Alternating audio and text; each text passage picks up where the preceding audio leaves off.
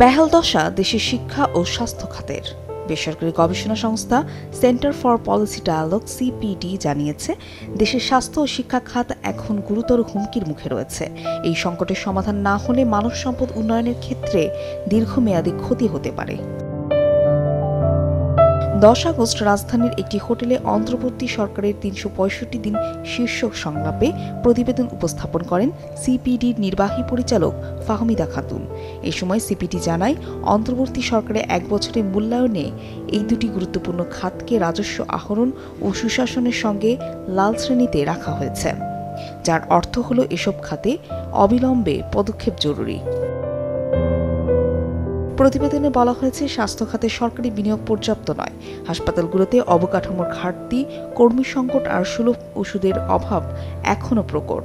শিক্ষা খাতেও উন্নতি নেই, শিক্ষক সংকট, শিক্ষণের নিম্নমান, শহর গ্রামের বৈষম্য চলমান। এছাড়া রাজস্ব আহরণে বাংলাদেশ দক্ষিণ এশিয়ায় অনেকটাই পিছিয়ে, ঘাটতি রয়ে গেছে সরকারি ক্রয়ে সুশাসনের ক্ষেত্রে। ব্যাংকিং, জ্বালানি ও ভূমি খাতের সংস্কার হচ্ছে ধীর গতিতে। ক্রমবর্ধমান বৈষম্য সামাজিক স্থিতিশীলতাকেও হুমকিতে ফেলেছে। অনুষ্ঠানে সরকারের বাকি সময়ে লাল ও হলুদ খাতগুলোতে টেকসই সবুজ সাফল্যের রূপ দিয়ে অর্থনৈতিক স্থিতিশীলতার পাশাপাশি মানব উন্নয়নের গতি নিশ্চিত করার ব্যাপারে নীতি নির্ধারক, অর্থনীতিবিদ, শিক্ষাবিদ ও নাগরিক সমাজের প্রতিনিধিরা একমত হন।